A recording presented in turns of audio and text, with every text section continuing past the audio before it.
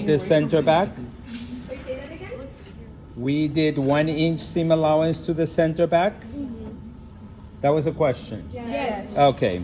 I just want to make sure you guys are awake. Okay. So I'm going to sew the center back up to the notch of the waist.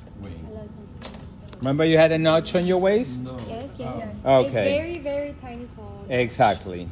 So Teeny what are you tiny. doing? We have to repeat ourselves for the older people here.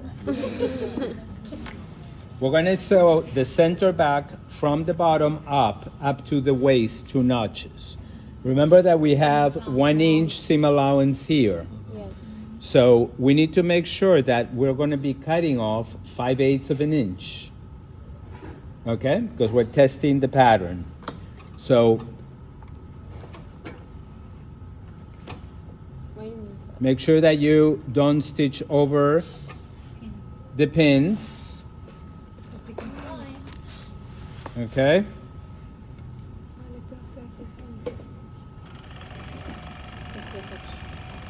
And you control the speed of this machine with your foot.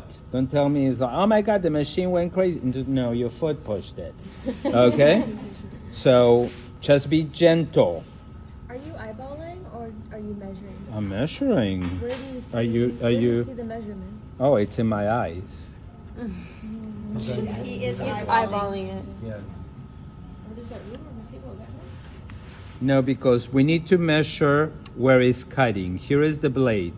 So from here, that is the blade, to the edge needs to be 5/8. 5/8. Okay. Okay? Because from that 5/8 is going to be the seam allowance.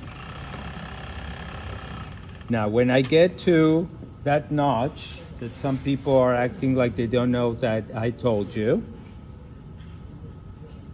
What do you do? There you go. I'm going to get to that point and I'm going to turn it because I don't want to cut it off. Yes? Yeah. Close your mouth. You're going to get a fly. Okay? All right. So now I'm going to do right sides together. And as we have always done, you stitch from the top down. And that's the That front? sounds like a convertible. Front and back. We're doing the sides. You did front to front, right? We did center back to center back, and now we're going to sew the sides. So you have to have a front and a back, right? So I don't know if you guys recall, but you have the same tracing from the front and the back, so the shape of the sides of this leotard should be identical, right? Yes. Yes? Correct. Okay. The fabric has to right. Yeah, how do we know which one is the right side and the wrong The side? pretty one. Oh, wait. It doesn't matter on this. When you do your real bathing suit, then we're not going to worry about that. This is just to test the pattern. Now, many of you had asked me this question about the corner. Okay? We've been talking about this when you sew with the woven fabric. Now, when you did the pattern for wovens, we did our pattern without seam allowance, and then we added the seam allowance. So then this corner all of a sudden appeared. Remember that this pattern comes in already with a seam allowance. That does not mean that I'm not going to sew it at the 3/8. And that's where it needs to line up. See how perfect it lines up? Okay?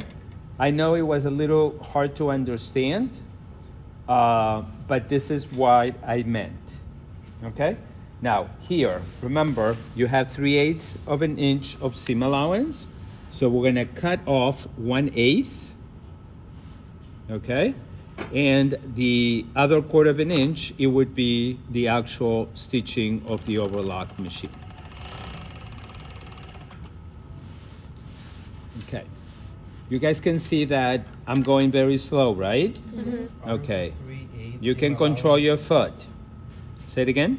Out of the 3/8 seam allowance, we are cutting out 1/8. We're cutting 1/8 because the thread work is the other 1/4 of an inch. Oh. That is the logic on why 3/8 of an inch. Does that make sense? Yep. For those of you that aren't familiar with math, 1/8 plus a quarter is 3/8. Nothing personal. I just had to bring it up. But I'm glad you Make did. sure you do not cut the pins. They're going to be flying in the air. A piece is going to get to your eye. It's going to pop. Just don't worry. You have another eye. That's why I like to wear glasses. That's a good thing. If you don't need glasses, you can wear goggles. I'm not kidding. No, yeah, extra personal protection, yeah. Plastic. Okay? So I got my sides. See, what you guys can see with this fabric is very slimy. Right? That's what it's supposed to be. And that's the other side of the front.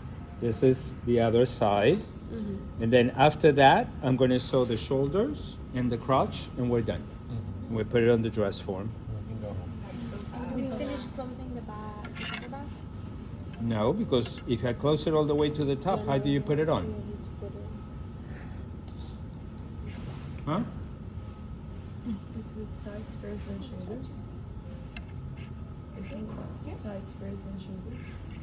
I did the center back first, then the sides, and then there is no difference in the order if you do the crotch or the shoulders first.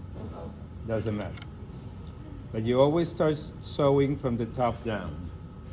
When you sew your shoulder, you always sew from the neck out to the shoulder. Okay? Don't do it the opposite because you're gonna ruin the shape of your neckline, which is more important. The armhole can be evened out later on. Yes? Yes.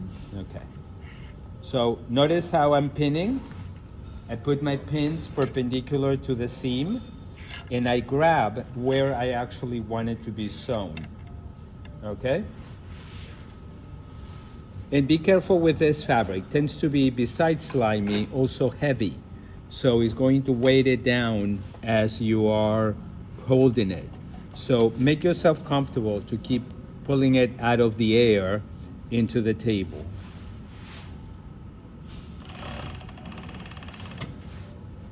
Now, this I don't have this, well, I do have this problem. See how it's wavy? Okay.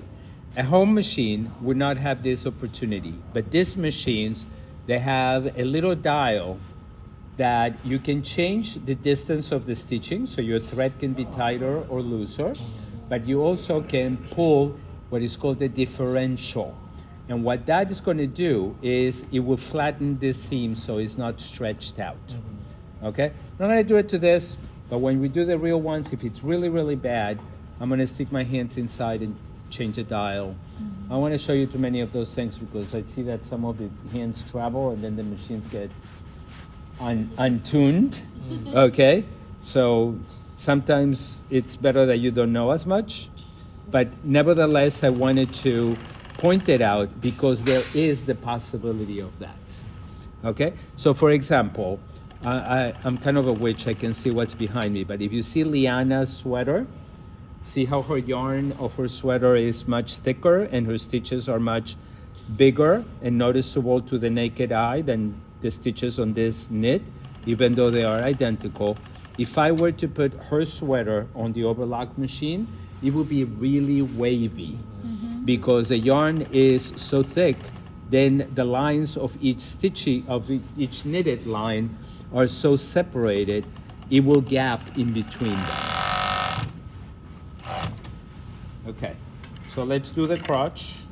Don't get excited, but anyway, that doesn't sound good. So I could have made a notch right here on the center. I'm going to put a pin because I need to match that to the center back seam. See? That way I don't have one side longer than the other. And again, you guys were asking me if this little triangle was sticking out, what do I do with it? Nothing, you're supposed to have it.